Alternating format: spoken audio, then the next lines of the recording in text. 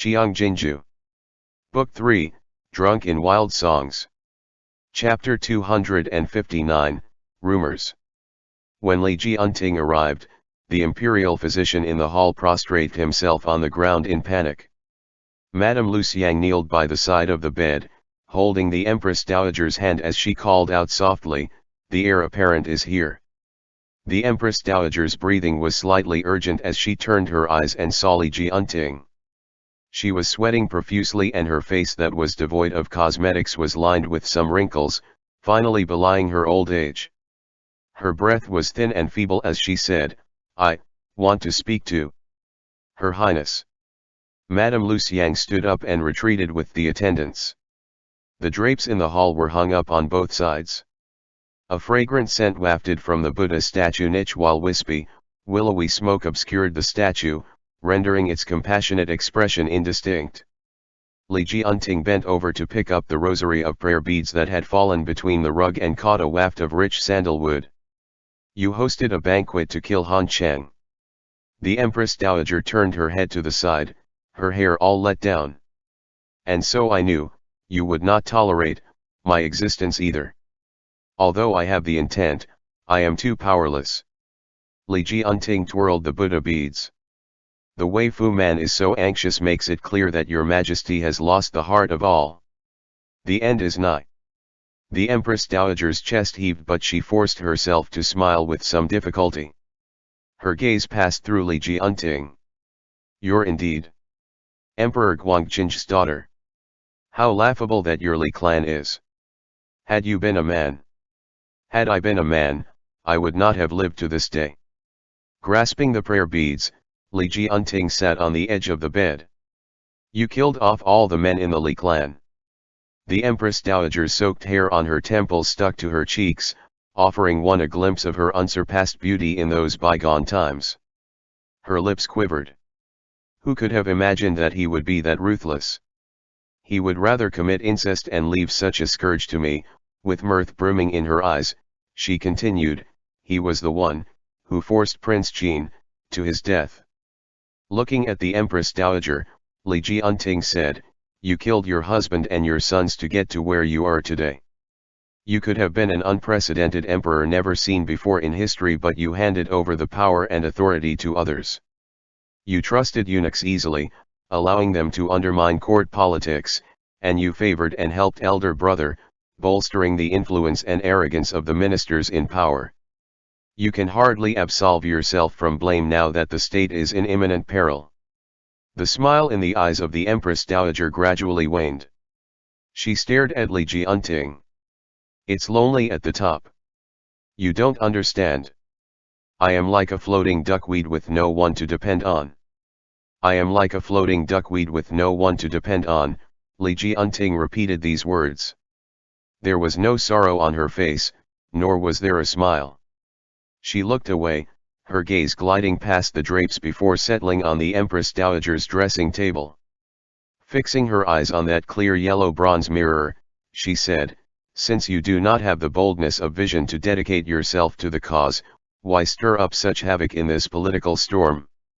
"You are a woman, too," the Empress Dowager said. "Why do you not understand me? I am neither a woman nor a man." Li Jianting looked at the Empress Dowager again, her eyes clear and bright. "I'm merely Li Jianting." The Empress Dowager felt at a loss. After a while, she said, "When I saw you, I realized just how regal the emperor of the Li clan is, but you too are also in the control of another.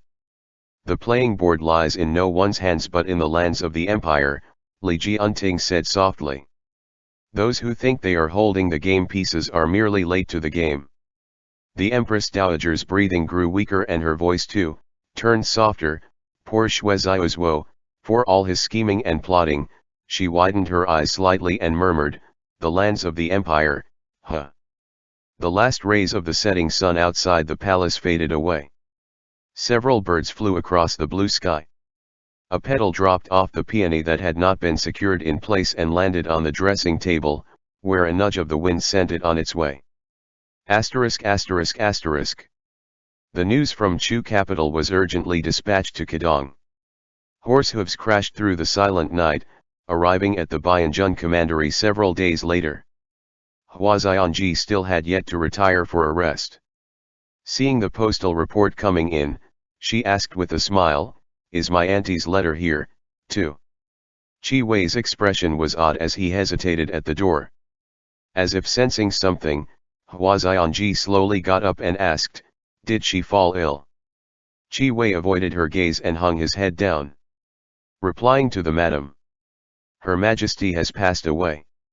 Hua Xianji immediately took a step back, and Hong Ying hurriedly held her to support her. She looked dazedly at Qi Wei. The tears were already flowing a moment later. Bracing herself against Hong Ying's arm for support, she took several steps towards the door and said in a hoarse voice, "Don't lie to me." Qi Wei kept silent. Hua Xianji hastily covered her mouth with her handkerchief and gradually broke into sobs. How could this be?" Before Qi Wei could answer, he heard Hong Ying shout, "Madam!"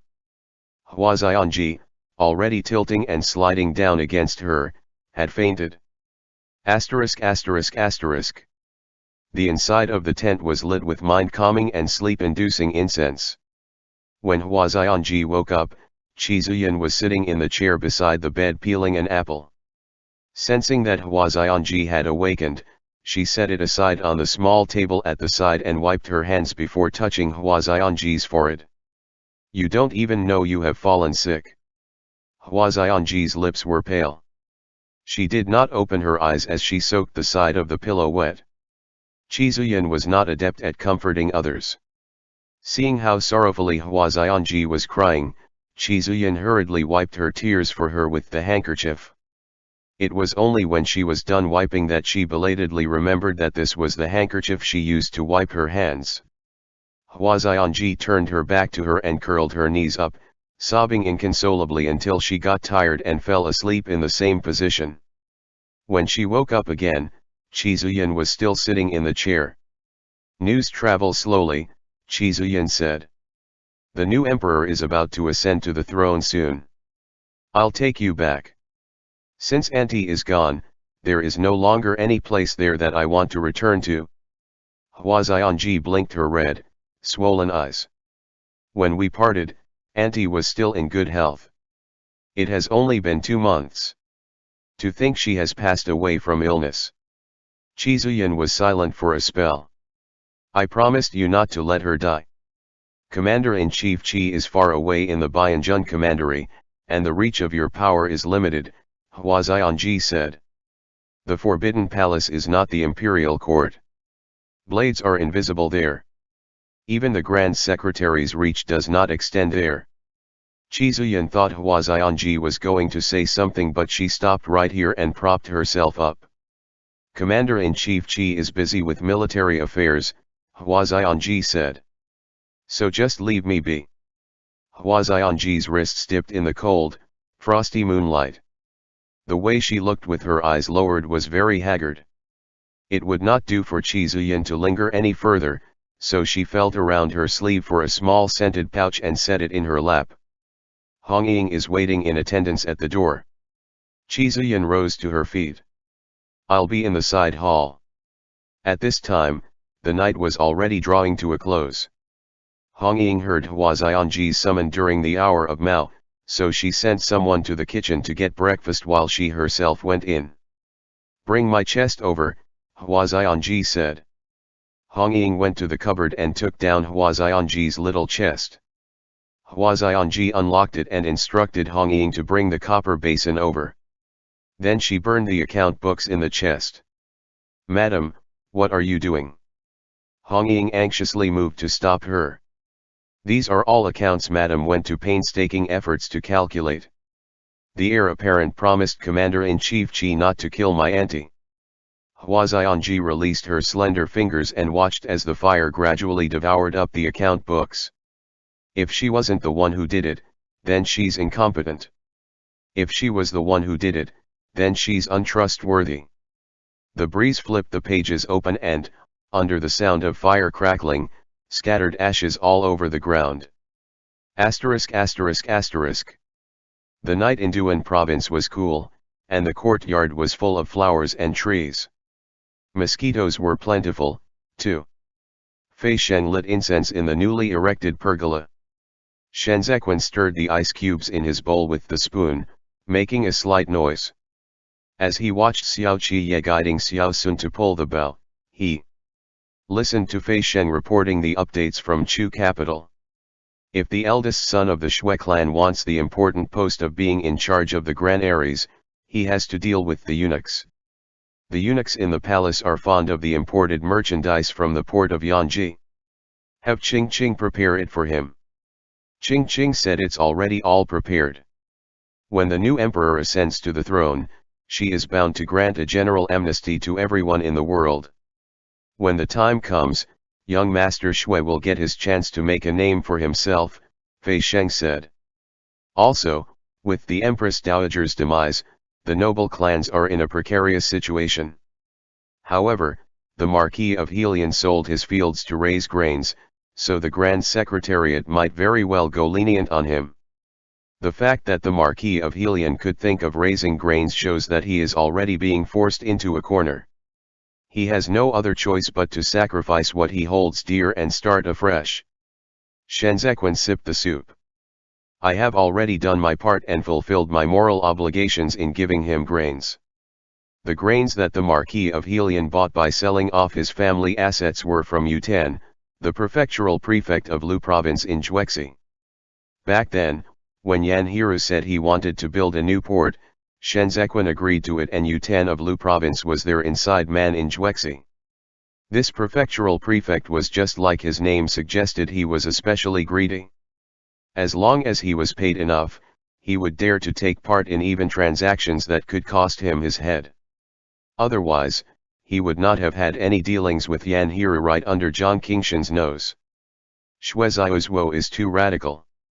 If the battle in Zongbo was still ongoing, Kong Qiu and Sen Yu could still have agreed to it, but now, I have my hands unoccupied. Shenzequan's eyes reflected fireflies on the side. They naturally do not wish to engage in a life or death fight with the noble clans anymore. Joining forces to attack the enemies is the top priority. As long as the heir apparent is not a fool, she will pardon the Marquis of Helion. Then why are we still giving the Marquis of Helion grains? This batch of grains that Shenzequan had Yutan give to the Marquis of Helion was not only offered at a fair price but were also all good quality grains, too. The relief grains have to be given, of course. Shenzequan looked at Fei Sheng. Just get Yutan to tell the truth about it? Understanding promptly dawned on Fei Sheng. He laughed, Master is wise. On the other end, Xiao Qiye released his fingers, and the sharp arrow struck the bull's-eye. Chen Yang and the other guards cheered in unison. Fei Sheng sighed with feeling, this arm strength of second master. Shenzequan watched Xiao Qiye for a long time before saying to Fei Sheng, Elder Yin's funeral arrangements are all settled.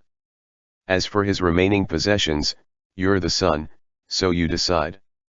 Where would he have a single decent stuff?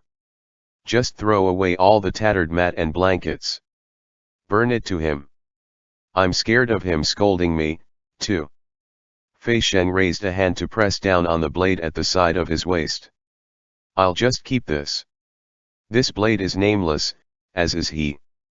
Elder Yin is a hero, Shenzequan said. This blade ought to have a name. He and I both follow master. Fei Sheng grasped the blade. So I'd like to ask of master to bestow a name upon it. As Shenzequan turned the porcelain bowl, he saw moonlight flashing across the side of the bowl, rendering it bright as snow. He said, a banner of 10,000 to slay the king of hell. Let's name it Zhan Yan Luo. Fei Sheng lifted the hem of his robe and kneeled, saying in a loud and clear voice, this blade shall not fail its name. Asterisk asterisk asterisk. With the passing of the Empress Dowager, the enthronement of the heir apparent could no longer be delayed any further. The Grand Secretariat drew up the plan, with the date fixed at the beginning of the 8th month following right after the funeral. The reign title selected was Shenjian.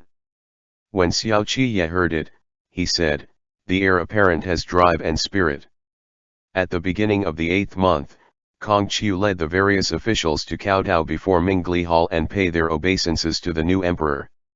Li Jianting thus became the veritable emperor of Great Zhou. Guess what noble rank the new emperor is going to bestow upon Commander-in-Chief Qi? Shen Zequan had been cooped up all day in the house teasing Xiao Sun. With Xiao Qiye here this time, he teased Xiao Qiye instead. There's a prize for the correct guess. What's the prize? Xiao Qiye looked at his military affairs and let Lanzhou press down on his back. The prize has to be good enough. Wherever Shen Zequan saw, he used his folding fan to draw over to that spot. He found it rather comfortable to be pressing down on Xiao Qiye like this. Anything is fine. A marquee. Xiao Qiye caught Shen Zequan's hand and turned it over in his palm to look at the scar. With the commanding sway the Prince of Libei has over the lands following its rise as a precedent, Chu capital will not confer another as the Prince of Qidong. Lu Pinjian of the Bianjun Commandery was already a Marquis of Bianbo. Qi Zuyan was the commander-in-chief of the 5 commanderies' troops. If she were to be of equal rank with Lu Pinjian, it would be a gross injustice. But since the reign of Yanji, Great Zhou only had 2 conferred princes of different surnames. One was the Prince of Libei, Xiao Fangxiu, and the other was the Prince of Jianxing, Shen Wei. Qi Zuyan's meritorious military achievement was not on par with Qi Xiu's, and she was not in the imperial censor's good graces either. Her conferment would be beset with difficulties. Weighing the two against the other, it would be much more appropriate to confer her with the title and rank of a marquis. Then I will guess a prince title then. Shen Zequan said into his ear. If I win, you have to give me a reward. Asterisk asterisk asterisk. Fu Man changed into his new robe. As he headed towards Mingli Hall, all the eunuchs and palace maids along the way had to pay their respects to him. He was puffed up with pride with his success, but he did not forget his place here, retreating each time he encountered a minister of the court, looking even more deferential and humble. Fu Man arrived at Mingli Hall, and the junior eunuch waiting in attendance at the door whispered, "Her Majesty has just woken up and is currently looking for Zuzong." Fu Man patted his sleeves and strode in. He took over the tea from the palace maid and presented it to Li Jianting. "Your Majesty." Li Jianting often slept poorly. Pinching the middle of her brows, she accepted Fu Man's tea and took a sip. "What did the Grand Secretary say?" "This is the Grand Secretary's memorandum. Please take a look." Fu Man took out the Grand Secretariat's note from his sleeve and presented it to the imperial desk. "If your Majesty agrees to it, it can be issued tonight." Li Jianting read the memorandum Kong Qiu drafted and pondered over it for a while. The preceding Lu Pinjian was a marquis, too. If we confer Qi Zuyan as a marquis again, I fear it will incur Qidong's displeasure. Li Jianting often spoke to Fu Man about government affairs. Fu Man did not steer clear of the taboo either. Slightly embellishing what he heard in the Grand Secretariat's office compound, he said, "Lu Guangbai defected. If Lu Pinjian were to be detained in Chu capital, he would have been stripped of his noble rank, so his Marquis of Bianbo title and rank no longer stands. Your Majesty is the new emperor, and Commander-in-Chief Qi is a new subject of yours. Conferring her as a marquis title is already a great kindness." "You have a point." Li Jianting set the note on the table. "Then let's." Li Jianting had yet to finish her words, and Fu Man was in the midst of preparing the ink when they heard someone outside the hall announced Kong Qiu's arrival. With this interruption, Li Jianting set the matter aside and had Kong Qiu enter first. Kong Qiu's face was ashen as he lifted the hem of his robe and kneeled down. After he kowtowed and paid his respect, he said in a heavy voice, "Your Majesty, there is an issue with the relief grain sent to the Yang city. The memorial from Juexi just came in, so this humble subject dare not tarry." Fu Man immediately stepped forth to receive the memorial and handed it over to Li Jianting's desk. The moment Li Jianting opened it for a look, her heart promptly sank. Rumors are now rife in Yang city. They are all saying that the relief grains are provided by Shen Zequan of Zongbo, who is helping in secret. Discussions are abuzz, with everyone speaking with conviction. Kong Qiu said. If we let it go unchecked, I fear. If we stop the distribution of the relief grains at this point in time, it will only confirm that these grains have something to do with Shen Zequan. Chu capital had no grains, and there was only this batch of grains that could provide aid relief to the drought-hit Yang city. Li Jianting could not let the common folks of the Yang city starve to death. But as Kong Qiu said, if they were to let it be, then everyone would soon take it as the gospel truth. After all, rumor mongers could make an imaginary tiger real.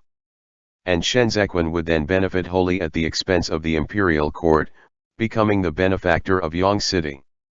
This one move was underhanded and ruthless. And Li Jianting finally got a first-hand taste of it. End chapter.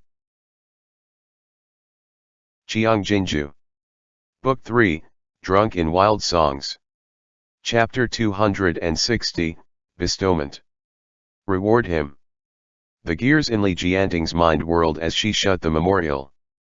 The Marquis of Helion has made significant contributions in the raising of grains. Zhen must reward him handsomely. Kong Qiu prostrate over the ground, nodded approvingly to himself, and spoke in a respectful tone. Your Majesty is wise. No matter the situation, the relief grains could not be recalled. If Li Jianting rewarded the Marquis of Helion handsomely now, the rumors would be discredited on their own. Since Shen Zequan intended to fight a war of benevolence and righteousness with her, she was all game for it. Han Cheng monopolized power and deceived his master, and he even harbored the intent to usurp the throne. His crimes are too reprehensible and heinous to be pardoned, Li Jianting said. To ensure my safety, Commander-in-Chief Qi captured that Han traitor in my stead. It's indeed a meritorious achievement. Furthermore, she returned in resounding victory after mobilizing troops against the Qingsha tribe. Whether for personal or official reasons, Zhen must bestow upon her a title. Commander-in-Chief Qi has had her fair share of suffering the bitter cold and impoverishment being stationed at the Bianjun Commandery, Kong Qiu said. Long since the reign of Xiand, she has earned herself laudable merit for sending troops to come to the rescue of the Emperor. How does your Majesty intend to go about conferring a title on Commander-in-Chief Qi?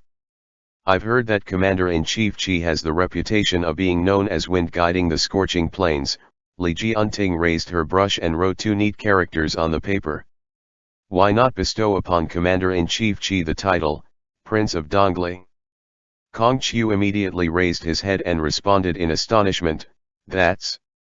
Qi Zuyan has thrice stepped out of Qidong to come to the Emperor's rescue, burned down the 13 camps of Bianxia with aid of the wind, and penetrated deep into the enemy's territory alone to save her father. Ever since she has assumed the post of the Commander-in-Chief of Qidong's 5 commanderies troops, the commandery and twin passes have been impenetrable. From the reign of Xian to Tianchen, not a single soldier from Bianxia managed to invade our Qidong's territory. Li Jianting raised her eyes. So why can't I bestow the title of a prince upon such a loyal, steadfast, and valiant general? But Commander-in-Chief Qi is a woman, Kong Qiu replied.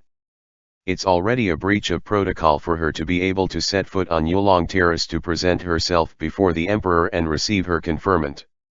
If she were to be conferred the title of prince, a public outcry would no doubt ensue. Your Majesty, please think thrice.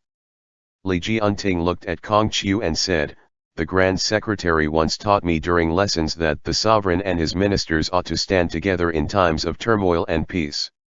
Zhen should accept admonishments born out of loyalty with graciousness, and treat the valiant and the virtuous with magnanimity.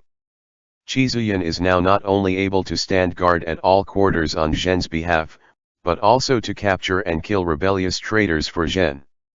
She treats Zhen with utmost sincerity and loyalty, and yet Zhen is still going to harp on the distinction between men and women. Won't that make the hearts of all the heroes and talents in the world turn cold with disillusionment? She left her seat and stepped forward to help Kong Qiu up, saying with sincerity, Teacher, she is a woman, yet she is willing to don military armor to slay the enemies. Take away her heartfelt sincerity in dedicating herself to the service of her country, and all that remains is her righteousness in being loyal to her sovereign. What's more, I is also a woman. Teacher teaches me all that I have to know without reservation, and even assists me in governing the state. Is the so-called distinction between men and women really that important? Li Jianting swapped from the imperial zhen used exclusively by the emperor to the common I used by all, but Kong Qiu could not switch from grand secretary to teacher. In addition to her heartfelt words, the new emperor wanted to confer a title upon Qi Zuyan also because Zongbo and Libei both had well-trained and powerful armies. Relying on just the 8 great training divisions to defend the city gates of Chu capital was akin to throwing an egg against a rock. Only Qi Zuyan, a Qi Zuyan who held in her grasp the 300,000 troops of Qidong, could go head-to-head against the rebels. Your Majesty's conferment of a title by imperial decree is already generous to Qidong, but this noble rank is truly too high a rank. It was not that Kong Qiu did not understand the situation. On the contrary, he understood it all too well. Once Qi Zuyan was conferred a prince title, there would no longer be any other military power in the present Great Zhou that could act as a counterbalance against Qidong. The rise and fall of the entire dynasty would thus come to depend on these 300,000 forces of Qi Zuyan. If they scored a victory, what other titles could they confer upon Qi Zuyan in the future? She had already achieved the same position as Xiao Fangxiu. Not only would there be nothing else to confer upon her, there was also no longer a Libei that could mutually hold her in check. Li Jianting similarly understood this, but Qi Zuyan was on good terms with the Xiao clan of Libei, and this was the only thing she had left in her hands to give Qi Zuyan. ******. There lies a sharp sword on the tongue, that kills without spilling a drop of blood. Yao Wenyu held the scissors in hand and did an ugly job of trimming the potted plant on his lap. Once rumors start spreading, it's tough to eradicate them altogether. The new emperor is forced by the current political situation to reward the Marquis of Helion handsomely. Her intent to kill off the Marquis of Helion is already set in stone. It looks to me that the new emperor acts neither like Xue Zaiozhuo nor Kong Qiu in handling matters. Shenzequan bent over to pick up the broken branch that had fallen to the ground. She has her own mind. She has just ascended to the throne, and already she has seen the world, Yao Wenyu said. How would she still be willing to remain a game piece? She is already staking it all by conferring Commander-in-Chief Qi as the Prince of Dongli. Although your lordship has slightly gained the upper hand in providing aid relief to Yang City, it has also put Yutan in a dangerous position. If the Marquis of Helion were to confess about him under heavy torture, then our inside man in the prefecture of Lu province would be forfeited. The new future port in Lu province will have merchandise moving throughout the entire territory. Shenzequan tossed the broken branch into the pond in the courtyard. The handling of the tariffs has a significant bearing on many matters. Yutan is not a good candidate for it. Tell him to pay more attention since Xue Zaiozhuo is determined to investigate the accounts. After all, he has a pile of bad debts at home. I fear he will be too powerless to fend for himself when the time comes. Yutan was a money grubber. He was convenient to use but not convenient to keep around. The most accessible connection Shenzequan had in Juexi was the Shi clan's contacts, but he still picked Yutan to do business with the Marquis of Helion. This was his lord and master's idea, so Yao Wenyu could not discuss it in depth. Even if he saw through it, he could not expose it. The potted plant on his lap grew more and more bare. Yuan Zhou said, looks like young Master Xue has already gotten what he wanted from Ji Qingqing's latest update. A great position indeed in the palace granaries of Chu capital, managing the coming and going of supplies in the capital. As long as he has a mind to bribe, he will be able to line his pockets full. The eldest son of the Xue family has always been the rich young master of a noble clan for all his life, so how could he stand to suddenly become a small-time, down-and-out official? Xue Xiaozuo has been particularly careful when it comes to promoting or conferring titles upon his fellow kinsfolk of the Xue clan. He's unwilling to show favoritism and help the Xue clan, and that has long incurred the disapproval and criticism of those in the same clan. Speaking to this point, Shen Zequan watched Ji Ran chase after Xiao Sun as they frolicked at the end of the walkway. After taking a look at you that day, Ji Ran has never gone back to check on you. Xue Xiaozuo is thorough in everything he does. Since he wants to kill me, he will not show mercy. Even if the venerable master is alive, there is no cure for both these legs and this poison. Ji Ran is young, your lordship need not make things difficult for him, Yao Wenyu said calmly. There is no need to force the matter. Let's leave it to heaven's will. Xiao Sun fell on the ground and quickly scrambled to his feet before running with stalks of grass on him. Yao Wenyu released his grip on the scissors. He was not particularly fixated on this. He continued, the heir apparent is healthy. He is neither arrogant nor delicate. I can tell that he's naturally talented and intelligent, and he excels in learning. With the teaching and guidance of the various gentlemen in the future, he is sure to live up to expectations. Shen Zequan said nothing. Yao Wenyu then smiled. He gifted the potted plant to Shen Zequan. Your lordship is still hesitating. Shen Zequan raised his left, fan-holding hand, and pointed towards the west. The empire is a cage. Chu capital was the freest place of all in the world. It was also the world's worst prison. Even brothers born of the same parents differ from each other, just like how the 9 sons of a dragon are different in their own ways, Yao Wenyu said. Can the wolves of Libei only run in the grasslands? The heir apparent is bright and intelligent, so why not ask him yourself, your lordship? Asterisk asterisk asterisk. Xiao Sun was tired of playing, but he still kept his spirit up, wanting Shen Zequan to lead him by the hand back. He walked past the pond and pointed to the water as he said to Shen Zequan, second uncle, this is a bright mirror. He called Xiao Qiye second uncle, and so Xiao Qiye taught him to address Shen Zequan as second uncle, too. Yes, Shen Zequan said, by looking into the mirror, you can straighten out your clothes. Facing the water surface, Xiao Sun patted his robe clean. It had to be known that when Xiao Qiye was of the same age, he was still running after the colts and yearning to sleep all day long among the grass. Xiao Sun resembled Xiao Jiming in terms of appearance, but from what Xiao Qiye had divulged to him, even if Xiao Jiming was not as prone to getting a beating as Xiao Qiye was, he was not this quiet either when he was this age. Did you come looking for Mr. today to teach you to read? Shen Zequan asked. Xiao Sun nodded. Reading can make one wise. There are so many learned gentlemen in residence. Shen Zequan's folding fan lifted slightly to point at Yao Wenyu's room. Why must you pick this one? Mr. Changfeng said that Mr. Yuan Zhou is the most learned and knowledgeable.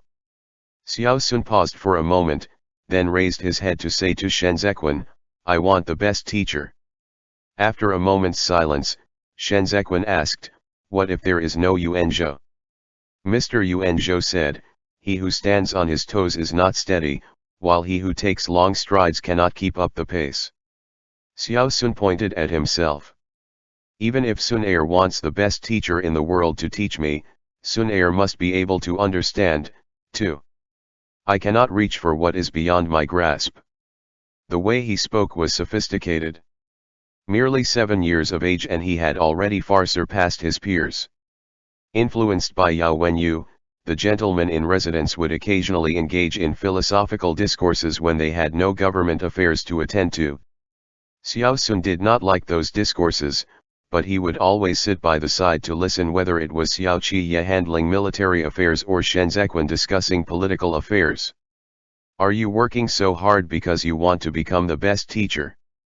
With a strange expression, Xiao Sun shook his head at Shen Zequan and said, Sun Er is not a teacher, but Sun Er wants teachers.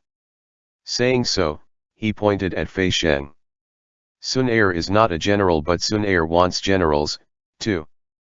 Of the learned the sage beckons, into my trap the heroes walk. Whether the civil ministers or military generals, he wanted all the best. This was the grand ambition of recruiting all the virtuous and talented in the world. Shenzhen squeezed Xiao Sun's hand and spoke no further. ******.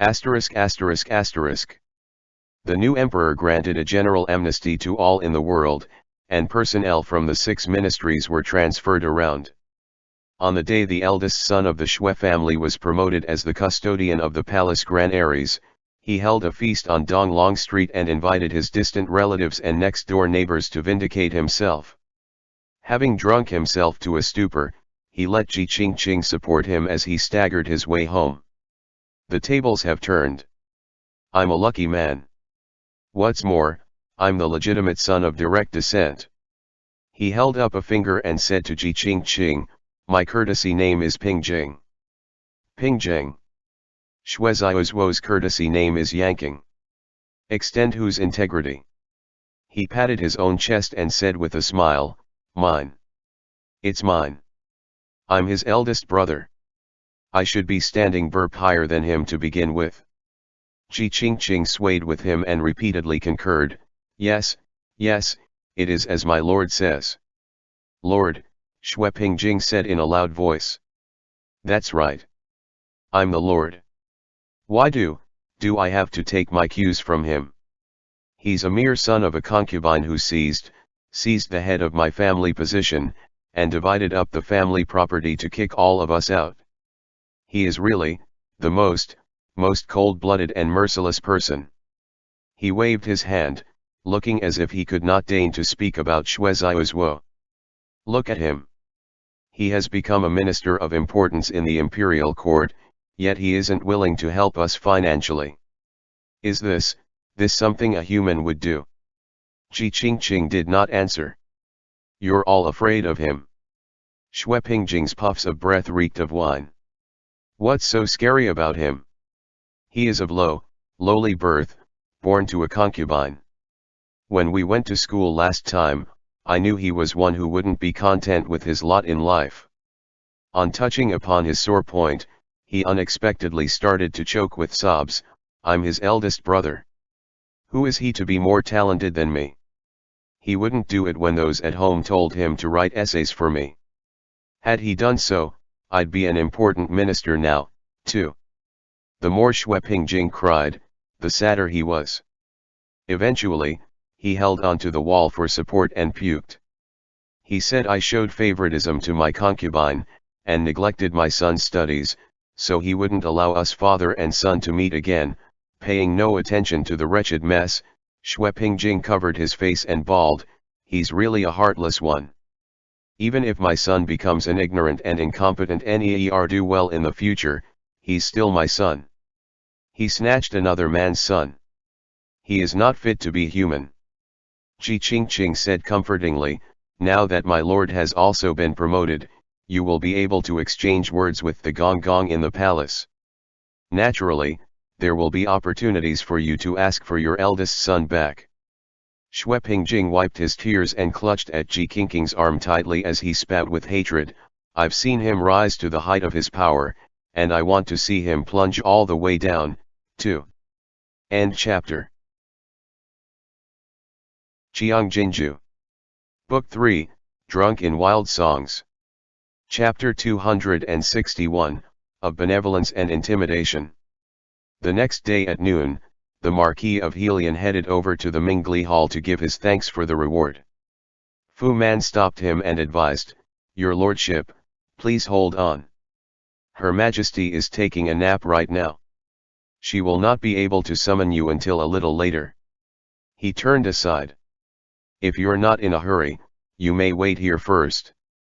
The Marquis of Helion made a special trip here today to express his loyalty. The rumors in Yang City had given him sleepless nights, for fear that the new son of heaven, Li Jianting, would fly into a rage and seal off all their Fei clan's properties. He promptly nodded in acknowledgement and waited under the sun. It was murderously scorching at noon. A little less than an hour passed and the Marquis of Helion was sweating profusely from the heat.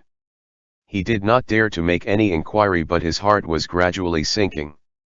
Under the silent gazes of the eunuchs around him, he became aware of the new emperor's disciplinary punishment. "Your lordship," Fu Man called out to him softly. "Why don't you wait in the side hall first? It's such a hot day." The Marquis of Helion squeezed out a smile with some difficulty. Wiping his sweat with his sleeve, he answered, "It's fine." He was the one who made arrangements for the relief grains in Yang City, so he could not absolve himself of responsibility when things went awry. If Li Jianting suspected him of colluding with the rebels, his head would definitely roll. As long as he could preserve his life, he would even be willing to kneel while waiting, let alone stand and wait. The Marquis of Helion did not know how long it had been, but he felt as if there was a scalding hot iron plate stuck to his back. His face was ghastly pale, and he was perspiring an abnormally copious amount of sweat. His vision, too, was swimming.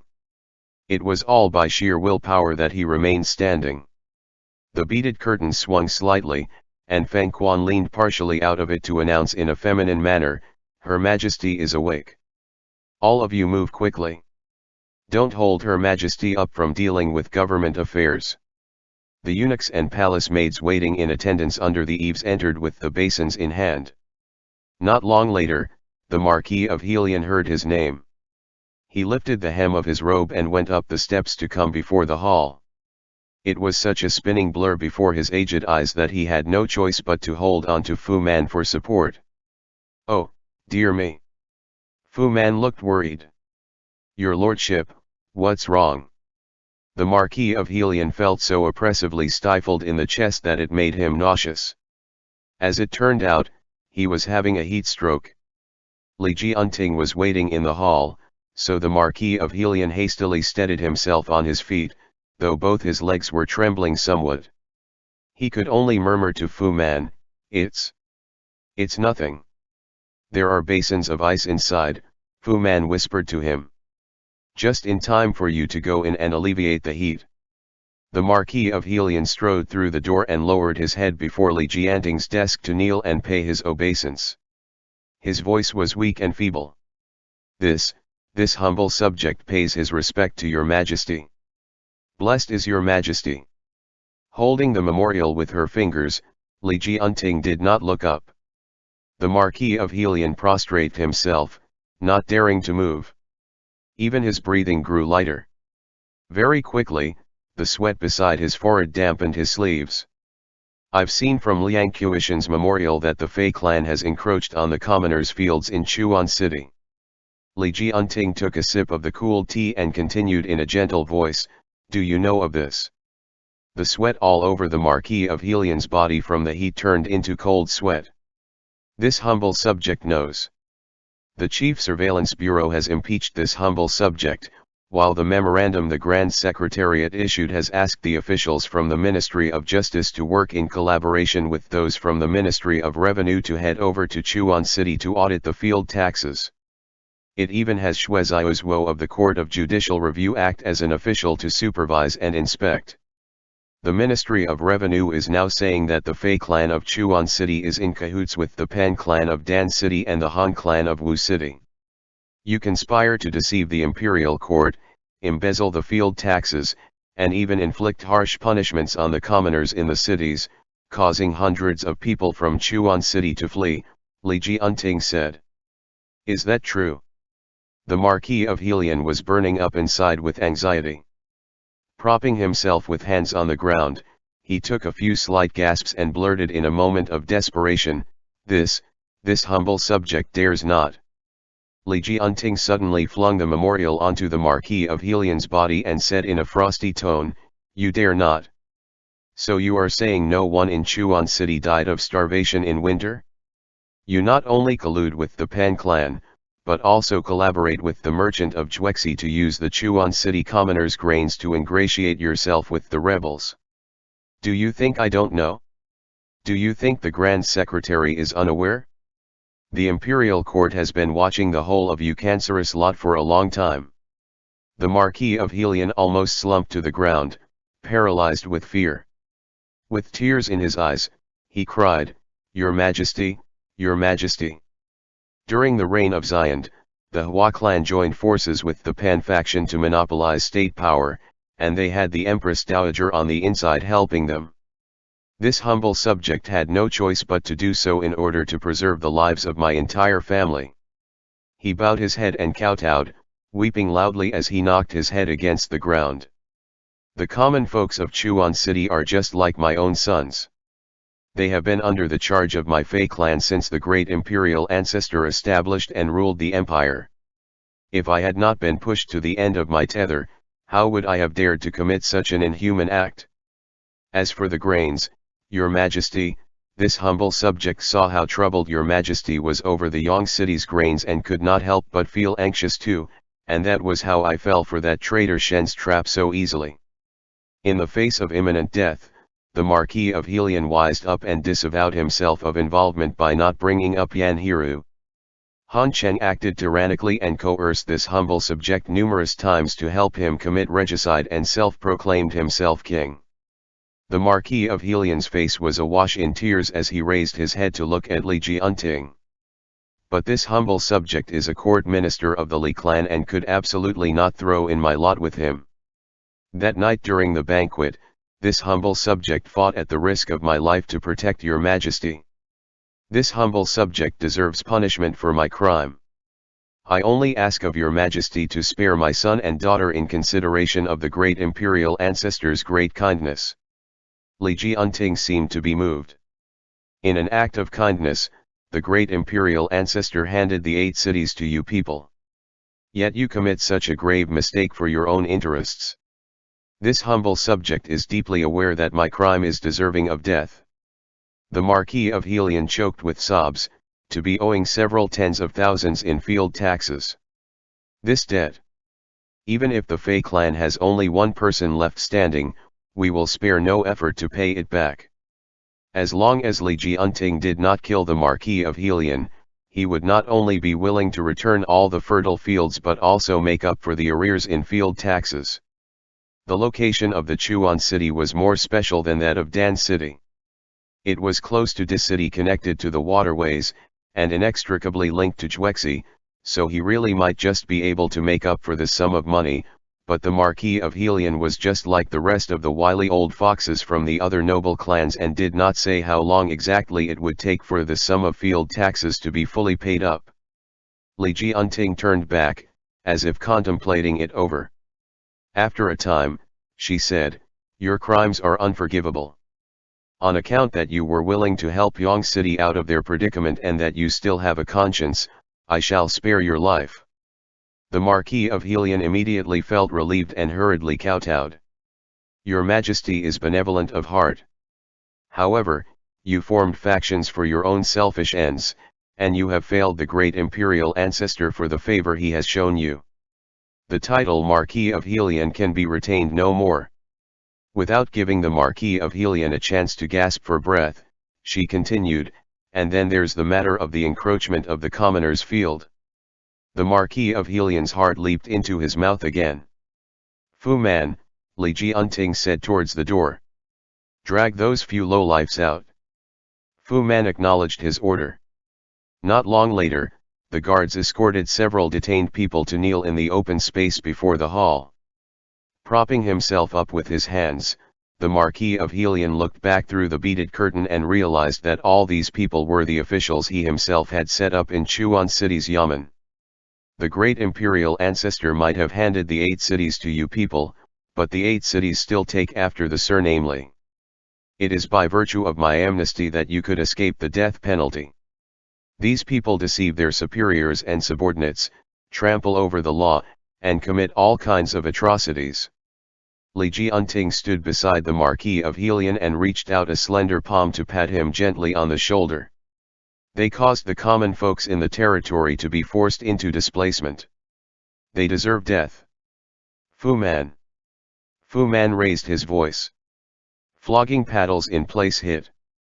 The moment the word left Fu Man's mouth, the iron-covered upright rod suddenly struck human flesh.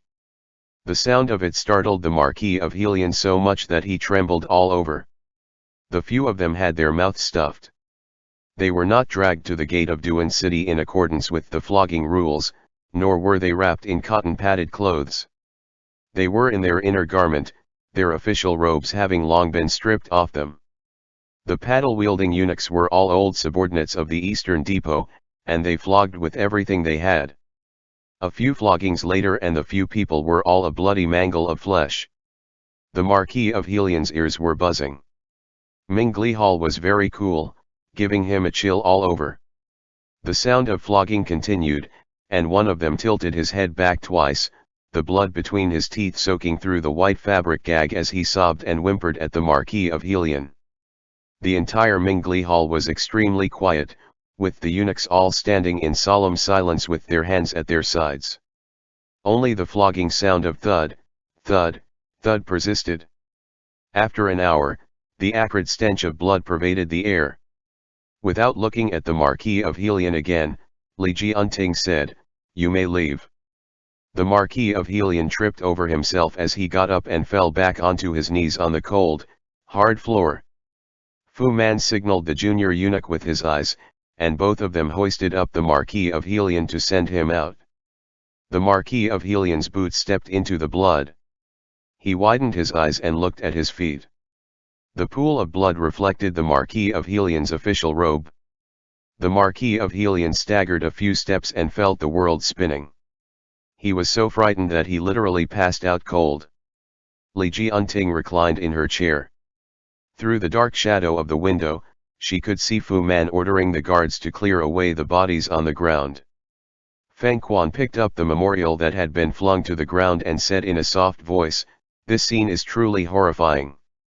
You have never seen a scene of carnage and bloodbath before." Li Jianting's eyes were hidden from view under the darkness. When the epidemic ran rampant in Dan City, refugees crowded the entrance of Chu capital, wanting to dig their way in through the ditches. Eventually, they clogged up the ditch, and the stench of corpses permeated all over. No one saved them. Now, that was a scene that was truly horrifying. Feng Quan did not touch her desk and merely set the memorial back lightly. Tough times call for tough measures in governance.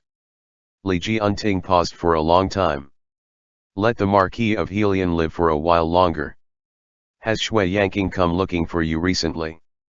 Feng Quan bowed and answered, "He came to ask about your Majesty's daily routine. Sensunyi is a long-serving elder in the imperial court. He's far-sighted in having misgivings about Zongbo. I did not go along with what Shui Yanqing wanted this time," Li Jianting said. "I ought to make it up to him. His Excellency Shui had his hands clean of corrupted practices, and he lives frugally when he is in official residence. For that reason, he has quite the reputation in the Imperial Academy. If your Majesty were to reward him with money and commonplace objects," Feng Quan lowered his eyes, and his voice gradually trailed off. Li Jianting pondered it over for a moment. Zhang Qingshan has made meritorious contributions in raising grains, and he treats the common people like his sons. Let the Grand Secretary draft up a memorandum. I heard his wife, Lady Lu, also has a reputation for being virtuous. Reward them together.